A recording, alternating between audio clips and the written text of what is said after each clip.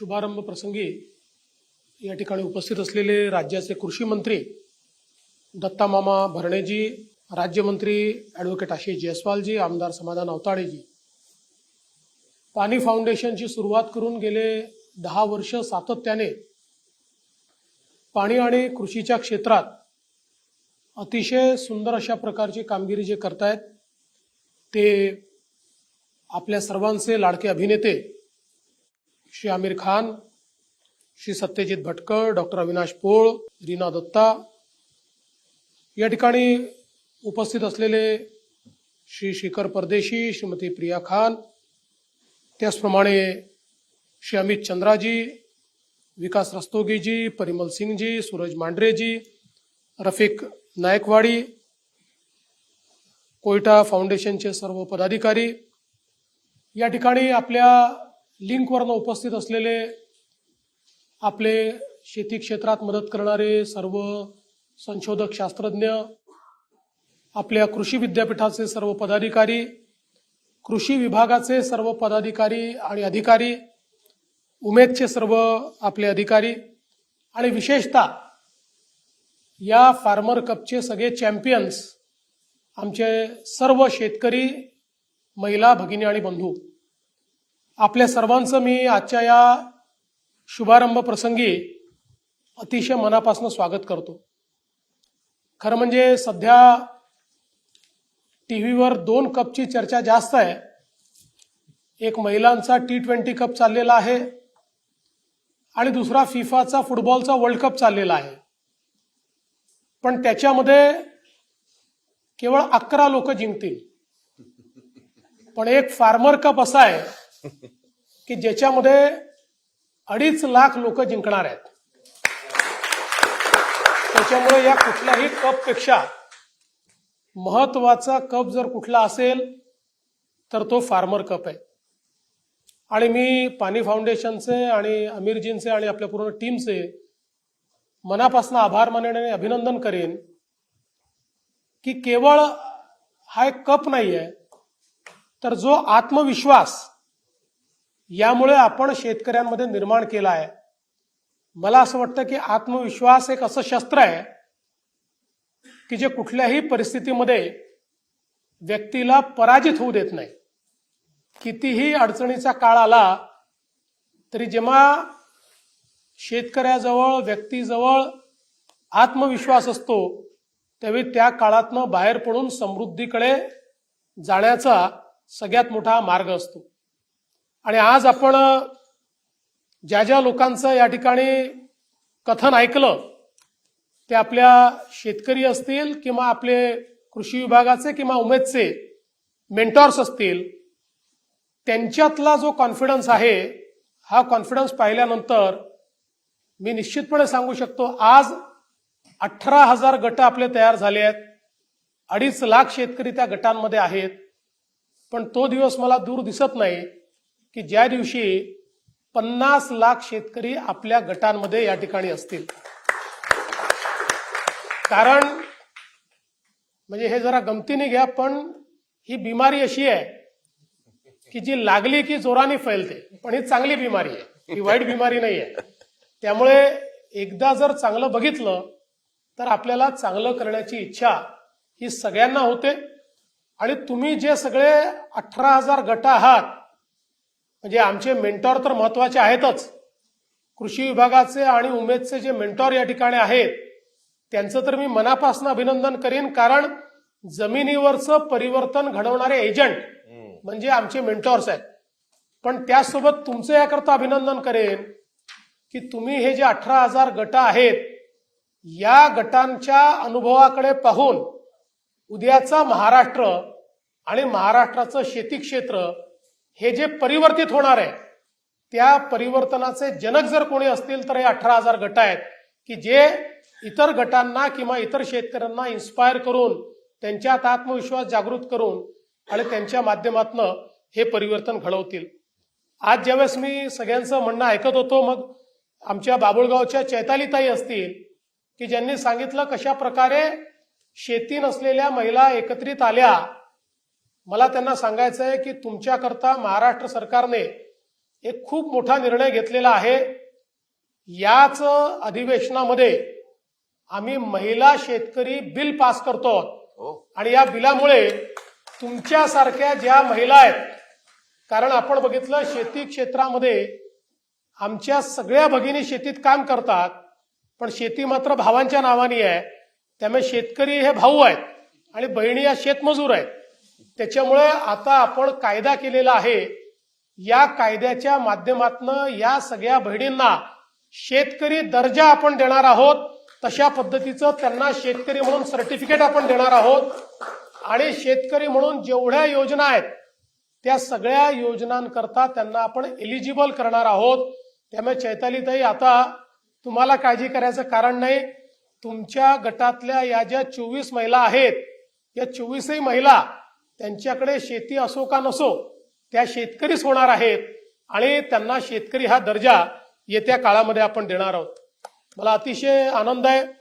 आमचे अर्जुन पावरा असतील, ज्यांनी पावरी भाषेमध्ये त्या ठिकाणी आपल्या सगळ्या धुळे, नंदुरबार या सगळ्या भागामध्ये शेतकऱ्यांना मदत करणं सुरू केलेलं आहे. अन्नदाता शेतकरी गटाचे पगार असतील, ज्यांनी अतिशय सुंदर या ठिकाणी एक परिवर्तन आपल्या समोर मांडलं. किंवा आमच्या चंदगडच्या उमेदच्या लीनाताई असतील, की ज्या एक मेंटर म्हणून अतिशय उत्तम काम या ठिकाणी करतायत. शहापूरचा जय भवानी गट, की ज्यांनी सगळ्यात उत्तम काम काही केलं असेल तर राजकीय मतभेद बाजूला ठेवून ते सगळे एकत्रित आलेले आहेत. मी राजकारणी असलो तरी सांगतो, राजकारणाने कोणाचं भलं झालेलं नाही, मेहनतीनेच भलं होतं आणि ते तुम्ही समजून घेतलं, ही खरोखर महत्वाची गोष्ट आहे. आमच्या रायगडच्या संचित यांनी देखील अतिशय सुंदर अशा प्रकारे सगळ्या गोष्टी ज्या आहेत त्या आपल्या समोर मांडल्या. आमच्या वडगावच्या, खामगावच्या आपल्या रुपालीताई यांनी देखील मला त्यांच्या गावी निमंत्रित केलेलं आहे. मी निश्चित तुमच्या गावी येईल रुपालीताई. आणि मी तुम्हाला सांगतो, जे जे गट चांगलं काम करतील मी आमच्या कृषी विभागाकडनं आणि पाणी फाउंडेशनकडनं यादी घेणार आहे.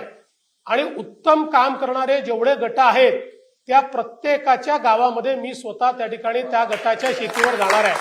त्यामुळे आता बघू की म्हणजे एक तर कप तुम्हाला जिंकायचा आणि दुसरी माझी व्हिजिटही जिंकायची आहे. जे चांगलं काम करतील त्यांच्याकरता ती व्हिजिट आहे. परभणीच्या रुपालीताई असतील किंवा आपल्या भंडारा जिल्ह्यातले सोनवणे आणि त्यांच्यासोबत आमचे ऊसतोडे असतील, या सगळ्यांनी अडचणी समजून घेतलेल्या आहेत. जसं सोनावणे म्हणाले की भंडारा गोंदिया सारख्या आपल्या विभागामध्ये आपण खरं म्हणजे पाऊस चांगला पडतो आपल्याकडे, पण आता भाताचे 3-3 पिकं आपण घेतो.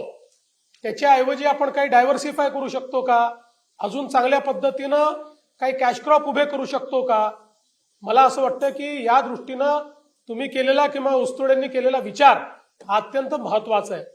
मी आज या निमित्ताने आपल्याला हे सांगण्याकरता या ठिकाणी आलो आहे की ही जी चळवळ आहे, ही चळवळ एक प्रकारे ज्याला आपण पब्लिक प्रायव्हेट पार्टनरशिप म्हणतो तशा प्रकारची पार्टनरशिप आहे. यामध्ये प्रायव्हेट कोणीच नाही आहे, पण जी पाणी फाउंडेशन आहे, हे पाणी फाउंडेशन हे गैर सरकारी अशा पद्धतीचं एक फाउंडेशन आहे आणि त्यासोबत सरकार, असे आम्ही सगळे एकत्रित आलो आहोत. आणि जसं मी मागच्या फार्मर कप मध्ये सांगितलं की या ठिकाणी इतकी मोठी यंत्रणा आमची आहे, वेगवेगळ्या पद्धतीनं आमचे सगळे विभाग शासनाचे या क्षेत्रात काम करतात. रिसोर्सेस देखील आम्ही मोठ्या प्रमाणात त्या ठिकाणी लावतो. पण हे सगळं लावल्यानंतरही हे काम मोठ्या प्रमाणात सायलोजमध्ये होतं.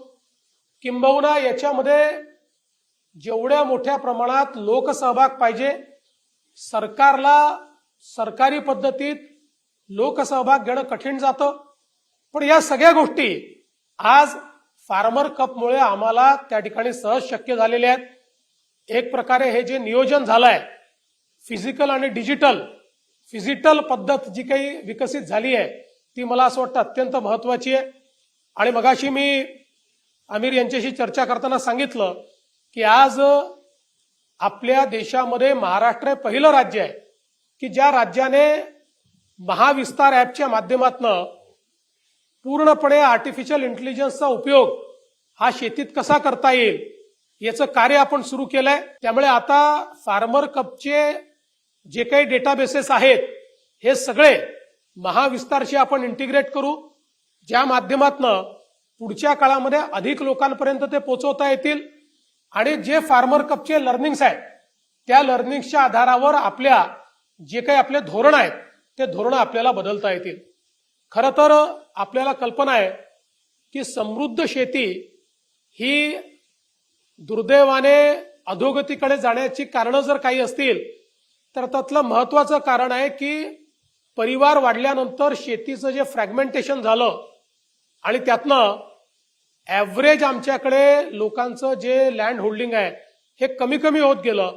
आज 80% शेतकरी महाराष्ट्रातला अल्पभूधारक आहे. अल्पभूधारक शेतकरी हा आपल्या शेतीमध्ये गुंतवणूक करू शकत नाही आणि आज जेव्हा शेतीचंही जागतिकीकरण झालंय, शेतमालाचे भाव आता सरकार ठरवत नाही, शेतमालाचे भाव जगाची बाजारपेठ ठरवते. अशा परिस्थितीमध्ये अल्पभूधारक शेतकरी हा गुंतवणूक करू शकत नाही आणि त्यामुळे तो अशा दुष्टचक्रामध्ये फसतो की गुंतवणूक नाही म्हणून उत्पादकता वाढवता येत नाही, उत्पादकता वाढत नाही म्हणून त्या ठिकाणी शेतमालाचे भाव परवडत नाही आणि एकूणच गुंतवणूक करताना त्याला शेतीतल्या निविष्ठा असतील किंवा इतर सगळ्या गोष्टी असतील याच्यामुळे त्याचा उत्पादन खर्च देखील वाढतोय. आणि सोबतच आपण शेतीमध्ये दुर्दैवाने इतक्या मोठ्या प्रमाणात रासायनिक गोष्टींचा उपयोग सुरू केला आणि हळूहळू हा शेतकरी इतकं मोठं मार्केट बनला की जगातले कॉर्पोरेट आपल्या वस्तू कशा पद्धतीनं शेतीमध्ये पुश करता येतील याचा प्रयत्न करतात. मग त्यातनं लिंकेज सारख्या अनेक गोष्टी सुरू झाल्या की ज्याचा शेतकऱ्याला त्रास होतो आणि म्हणून या सगळ्या गोष्टी आपल्याला आता संपवायच्या आहेत. सगळ्या गोष्टींमध्ये पारदर्शिता आणायची आहे. एक गट केल्याबरोबर तुमची किती त्या ठिकाणी मला असं वाटतं क्षमता वाढते. मी मगाशी बघत होतो की मागील वर्षी जे काही फार्मर कपच्या माध्यमातून गट तयार झाले त्यातनं सोयाबीन, कापूस आणि मका या पिकाच्या एकरी उत्पादनात 71% वाढ झाली. कृषी निवासस्थांची एकत्रित खरेदी केल्यामुळे 1584 कोटी रुपयाची बचत ही शेतकरी त्या ठिकाणी करू शकले आणि जवळपास सामूहिक कष्टामुळे मजुरीचा विचार केला तर त्यात एकरी 6000 रुपयाची बचत ही आपल्या या सगळ्या गटांनी त्या ठिकाणी केली. म्हणजे आपण जर बघितलं तर निव्वळ नफ्यामध्ये 63% या ठिकाणी वाढ झालेली आहे. एका गटशेतीने आपल्या सगळ्या अडचणी त्या ठिकाणी दूर करण्याचं काम होतं आणि आम्हीही इतक्या वेगवेगळ्या योजना या ठिकाणी चालवतो. या सगळ्या योजनांमध्ये आमचं प्राधान्य जे आहे हे गटशेतीलाच त्या ठिकाणी आहे.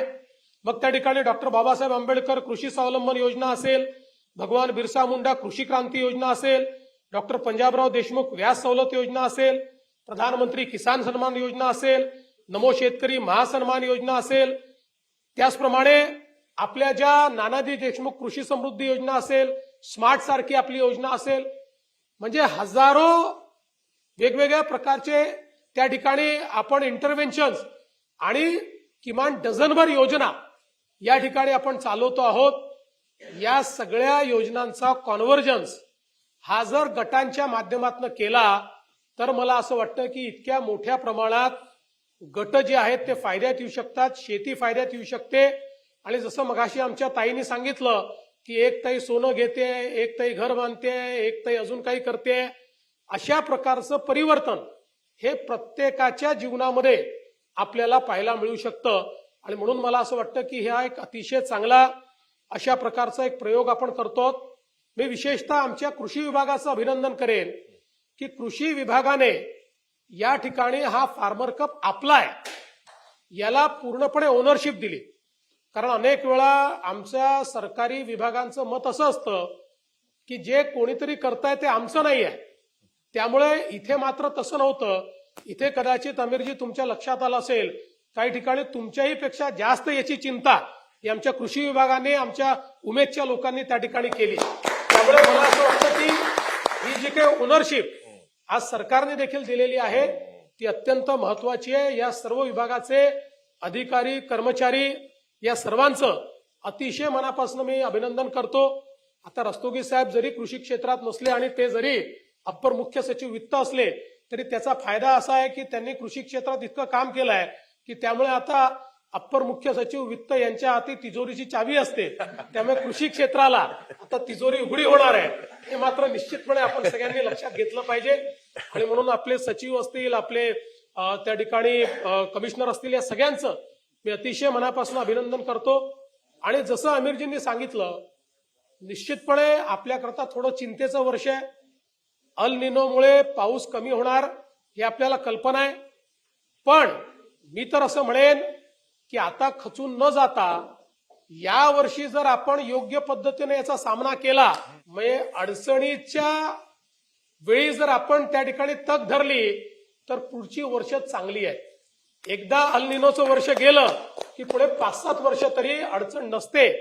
त्यामुळे हे वर्ष जर आपण योग्य पद्धतीने काढलं आणि या वर्षी जर आपण बॅटिंग करू शकलो, तर तुम्ही लक्षात घ्या, पुढच्या वर्षी सेंचुरी मारल्याशिवाय आपण काही परत येत नाही. आणि म्हणून आमिरजींनी एक महत्वाचा संदेश आपल्याला दिला. पाऊस पुढे गेलेला आहे हे लक्षात घेता आपापल्या गावातले जलसंधारणाचे स्ट्रक्चर्स हे तात्काळ कुठे डागडुजी करायची असेल, कुठे डिसिल्टिंग करायचं असेल, गाळ काढायचा असेल, या सगळ्या गोष्टी आपण वेगाने करून घ्या. आपल्याला कल्पना आहे की गाळमुक्त धरण, गाळयुक्त शिवार याच्या अंतर्गत इतक्या मोठ्या प्रमाणात काम आपण करतो, गाळ काढलेला आहे.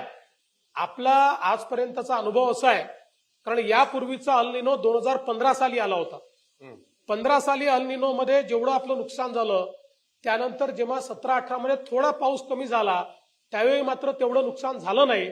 याचं कारण आपण जलयुक्त शिवारमध्ये जे स्ट्रक्चर्स तयार केले होते, त्याच्यामुळे पाणी उपलब्ध असल्यामुळे पावसाच्या दिवसांमध्ये खंड पडला तरी त्या ठिकाणी प्रोटेक्टिव्ह इरिगेशन करता पाणी उपलब्ध होतं, आपण पिकं वाचवू शकलो. आणि म्हणून आजही ही संधी आहे. जे जुने स्ट्रक्चर्स आहेत, या स्ट्रक्चर करता जिल्हाधिकाऱ्यांना सांगितलंय, कृषी विभाग त्याला आपण सांगितलंय, जलसंधारण विभागाला सांगितलेलं आहे, पैसा देखील त्याच्याकरता रिलीज केलेला आहे. तात्काळ जी काही स्ट्रक्चर्स असतील याची डागडुजी करणं, याच्यामध्ये पाणी थांबलं तर अल निनोचा इफेक्ट हा देखील आपण कमी करू शकू.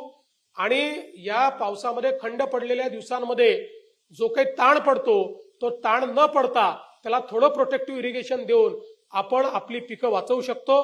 त्यामुळे मला विश्वास आहे की आता जर सगळे एकत्रित आलो आहोत, तर जसं मगाशी त्या ठिकाणी आमच्या शहापूरवाल्यांनी नदी पुनरुज्जीवित केली किंवा ती साफ केली, तसे सगळे स्ट्रक्चर जेवढे उपलब्ध असतील, काही जुने स्ट्रक्चर असतील, प्रत्येक स्ट्रक्चरमध्ये पाणी थांबवण्याचा प्रयत्न हा आपण या समोरच्या कालावधीत करावा, अशा प्रकारची विनंती आपल्या सर्वांना करतो.